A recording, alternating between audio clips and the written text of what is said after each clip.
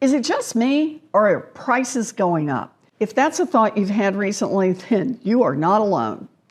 And one big piece of why prices are up is Donald Trump's chaotic tariffs. So I've been getting a lot of questions about what's going on with Trump's tariffs. Do they really raise prices? Is this temporary, or should I be worried that costs are going to keep right on going up? And the short answer is yes, prices are up, and yes, they could keep going up. But before we get into the details, let's just take a step back for a sec. What are tariffs? Think of all the things you own: the washing machine you bought, the sweater you've got on, the shoes on your feet. A lot of those things, or the materials needed to make those things, came from other countries. Take the shoes. Maybe you're paying about $50 for the pair you're wearing. So where does the $50 price comes from? It's the cost of making the shoes, shipping them from overseas, and then some extra on top of that so the company makes a profit. And here's where tariffs come in. Companies pay an extra fee when they import something from overseas. That means the company might pass on the cost of the tariff directly to you.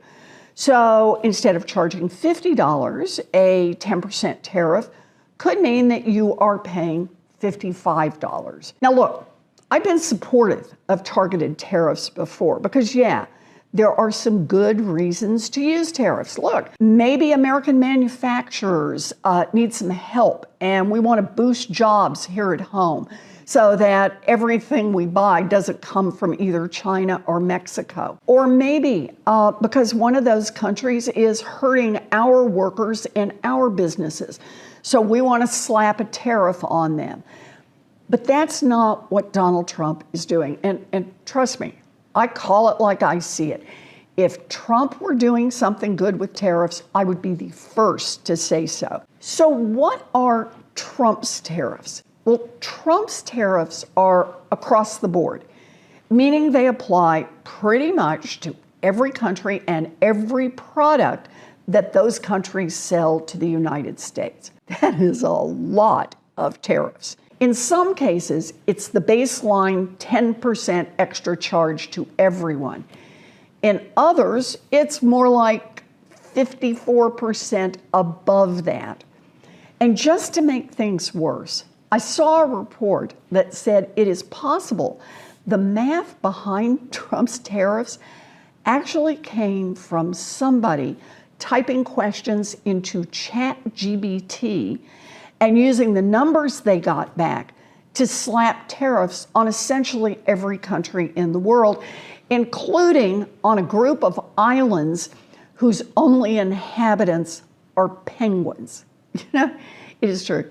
I would laugh if it weren't so terrible. So Trump's tariffs are raising costs on businesses who are passing those costs on to families. Chaotic tariffs aren't just annoying because they mean we have to keep up with Trump's 3 a.m. tweets.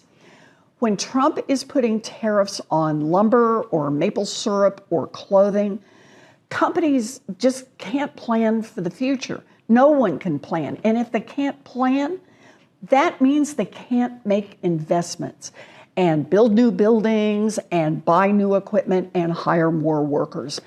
That takes stability and growth out of our economy. Think of it this way. If you own a furniture store and you're trying to figure out whether you should expand your business, what would you do right now, knowing that there could or could not be a big fat tariff on the wood that your store needs to make desks and bed frames? A lot of people would pause that investment.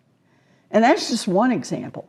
Maybe the owner of a diner chain decides to stop that renovation she was thinking about doing because the price of coffee and eggs could go way up from tariffs, and she's worried that will mean fewer customers. It's a mess, and it makes it difficult for small businesses and families to plan for their futures. And this part is really important. Companies can use the fact that there are tariffs to raise prices even higher. So let's go back to our shoe business. Trump's tariffs are going to make the cost of business for shoe companies a little more expensive. For the sake of this example, let's say the general cost goes up by 5%. Now, Trump is yelling from the rooftops that he's throwing tariffs on companies left and right. And if you see the price of shoes going up, you're going to assume it's because of tariffs, and you would be right. But now, if you're the shoe company, you might instead decide to raise your general costs not by 5%, but how about 8% or 10%, pocketing the extra and blaming it on tariffs. And that's not just a hypothetical. During the first Trump term, Trump put tariffs on washing machines. So what happened next? Companies hiked the price of washing machines. Okay, but the people who sold dryers hiked their prices too, even though there were no new tariffs on dryers. Why? Because they knew that families were just going to assume that prices went up on dryers because of tariffs. And listen, these CEOs are admitting it right out loud. When someone asks some CEOs of companies if they were raising prices because of tariffs or just because the tariffs gave them cover to raise prices, one CEO actually said, and I want to quote, "It's both." And I feel a little guilty saying that. Yeah. So, are prices going up because of Trump's tariffs? The answer is yes. Since January, coffee is up 26%. Beef is up 14%. Oranges are up 17%. Bananas are up 6%. Chicken is up 6%. Chocolate chip cookies are up 5%. Potato chips are up 4%. Milk is up 4%. The price of clothing, electronics, baby strollers, up, up, up. And one of Trump's newest tariffs is on household furniture, things like your kitchen cabinets. And yes, that is different from the tariffs on kitchen appliances that Trump slapped a 50% tariff on over the summer to make it more expensive to replace your dishwasher and refrigerator. And Trump may claim that these tariffs are going to bring manufacturing jobs back to the United States. But the facts say otherwise. In the last 7 months, manufacturing jobs in the U.S. have actually gone down. Manufacturing lost 11,000 jobs in this recent jobs report. And one thing on this is, when you're looking at the tariffs, the big three automakers have said that right now they are absorbing the extra cost of the tariffs, and that's right now, and they're reporting losses. But those are huge companies like GM and Ford. A smaller auto parts maker, for example, in Detroit, just had to lay off 100 workers and shut down a warehouse.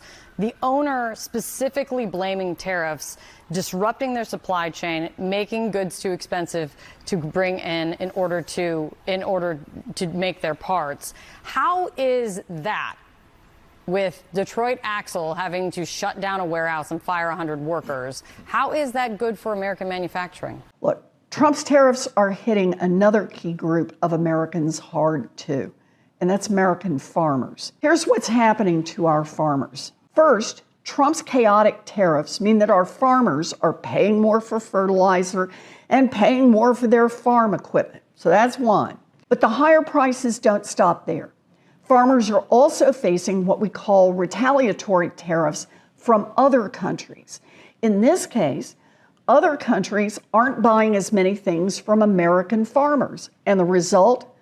Those farmers are losing billions of dollars because they are losing foreign customers. When he ran for president, Donald Trump promised over and over and over that he would lower costs on day one.